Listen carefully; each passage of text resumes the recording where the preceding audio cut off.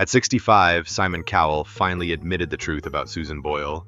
What he said will surprise everyone who grew up watching talent shows. Simon Philip Cowell wasn't born into ordinary circumstances. He was born into a world where ambition and creativity were like oxygen. October 7th, 1959, London. His father ran the music business. His mother was a ballerina and socialite.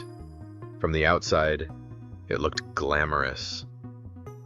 But behind closed doors, Simon's childhood was far from a fairy tale. He was restless, fiercely independent, and constantly testing boundaries. Schools couldn't contain him, authority didn't impress him. He was the kind of kid who asked questions no one had answers for, and sometimes got in trouble for it. That rebellious streak, that would become the signature of the man the world would later know as the toughest, sharpest judge in entertainment history. Even as a teenager, Simon was learning lessons about people, how they act when no one's watching, how talent and potential are often hidden in plain sight. Little did anyone know the same instinct that made him a troublemaker in school would one day make him a genius in spotting stars the world had never imagined. His early life wasn't filled with obvious clues of stardom. It was messy, imperfect, and real. And that, oddly enough, was perfect training for the stage of life he was about to step onto. If you're from the pre-1970 generation, you're gonna want to see this. It will completely surprise you by the end. After leaving school, Simon didn't have a smooth ride. He wasn't handed a shortcut. Instead, he took on every odd job he could find. From menial tasks on TV sets to endless errands, he watched the industry like a hawk. And then, through a mix of family connections and relentless determination, he landed a mailroom position at EMI Music Publishing. On paper, it sounded boring, but for Simon, it was like being dropped into the engine room of a giant machine, and he learned fast. He watched, listened, and studied everyone around him. Who had the spark? Who could capture an audience? Who had that undefinable it factor? Slowly, he climbed the ladder, stepping into the world of A&R artists and repertoire, the part of the business where talent either rises or gets crushed. By the 1980s and 90s, Simon was quietly becoming a legend. He signed bands like Five, Westlife, and others, not because he followed trends, but because he could see what the public would crave before they even knew it themselves. And here's the thing. Simon's instincts weren't just smart. They were almost reckless. He trusted gut feelings over polished appearances, taking risks that others laughed at. Some deals failed, sure, but the ones that succeeded changed the music landscape forever. It was this combination of brains, boldness, and unflinching honesty that would later make him not just a mogul, but a television icon whose judgment could make or break careers overnight. By the early 2000s, Simon Cowell was ready to step out of the shadows, and he did it in a way that would change television forever.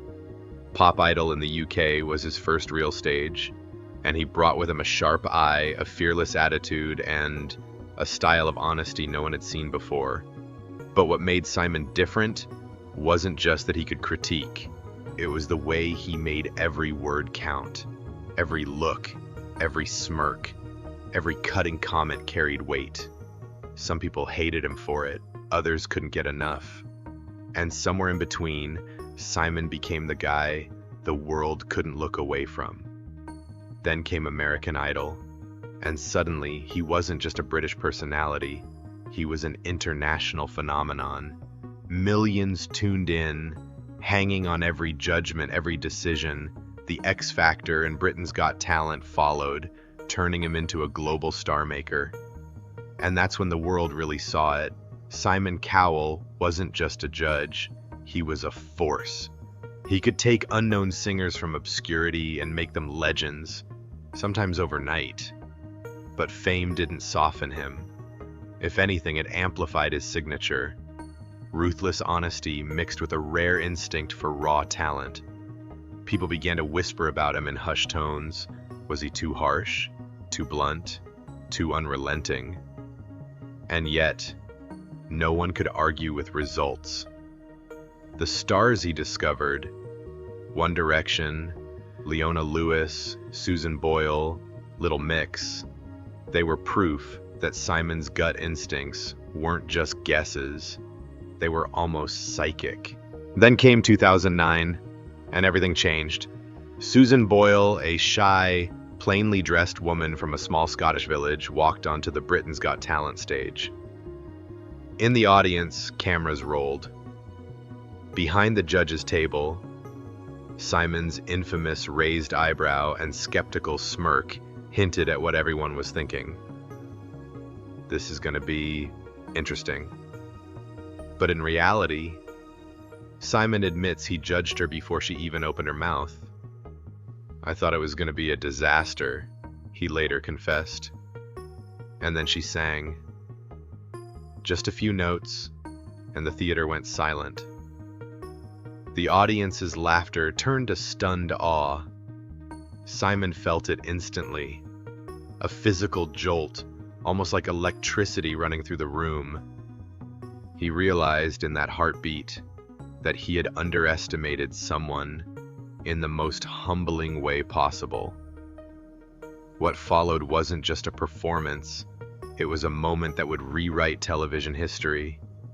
Clips of her auditions spread online, breaking records, making millions cry, and turning a quiet woman into a global sensation overnight. But Simon also learned something personal that day. Susan Boyle reminded him that his job wasn't just about drama, cameras, or ratings. It was about people. Real people with real dreams, whose talents could be hidden behind appearances that society often underestimates. That moment didn't just change Susan's life. It shook Simon's perspective from the inside out. From that day forward, every unexpected contestant walking onto a stage carried a piece of Susan's story. A reminder that sometimes the greatest talent arrives in the most unlikely form. Simon Cowell didn't just judge talent, he created stars. Think about it: One Direction, Leona Lewis, Susan Boyle, Little Mix, names that dominate pop culture. But behind the glitz and glamour, Simon's process was almost surgical. He had this uncanny ability to spot what people didn't even know they wanted yet. He could see raw potential where others saw awkwardness or ordinary faces. And that skill, it made him dangerous, in the best way. Audiences often focus on the drama, the tension, the harsh critiques, but Simon's real superpower was his vision. He understood human psychology, audience expectations, and the emotional pull of storytelling and music. Every performance he judged wasn't just about talent, it was about narrative. Who would rise? Who would fall? Who would surprise the world? And with Susan Boyle, he learned something even bigger. The moments that shock us the most are often the ones that teach us the most. That day, he realized his role wasn't to judge from appearances. It was to listen, observe, and be ready to be transformed by talent he couldn't have imagined. Simon's influence didn't stop at the contestants. He reshaped the way the world watches talent shows. Television executives took note, producers studied his instincts, and millions of viewers became part of a cultural experiment where the underdog could suddenly become a superstar. It was more than entertainment. It was a global stage for human emotion, and Simon was its conductor. Off-screen, Simon Cowell's life has been just as dramatic and headline-grabbing as his career. From his 6-year relationship with English TV presenter Terry Seymour to a brief engagement with makeup artist Megan Husseini, Simon's love life has often played out under the unforgiving glare of the public eye. Each relationship carried its own highs and lows, and the media was relentless, flashing cameras, whispers, and endless speculation. But perhaps the most transformative chapter began in 2013, when Simon's relationship with Lauren Silverman made international headlines. The story wasn't simple. It involved legal battles, divorces, and public scrutiny that could crush anyone. Yet through it all, Simon remained remarkably private and measured. When Lauren became pregnant, the world was watching. And on Valentine's Day 2014, the couple welcomed their son, Eric, named after Simon's late father, a deeply personal moment that changed Simon forever. Fatherhood gave him a new lens on life, a sense of responsibility, patience, and perspective that no amount of fame or money could teach. The man who once shocked audiences with his blunt critiques now spoke openly about the ways parenthood softened his edges, giving him empathy and a new appreciation for life beyond the stage lights. Simon and Lauren's relationship has been a slow burn story of resilience and loyalty. Over the years, they were seen traveling, attending events, and raising Eric together. In 2022, they announced their engagement, marking a major milestone in a relationship that endured intense scrutiny but survived.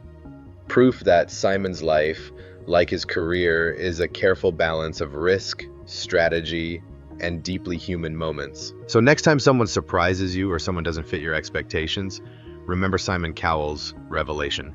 Sometimes the greatest moments come from the most unexpected places, and the ones who shock us the most are the ones who change us forever.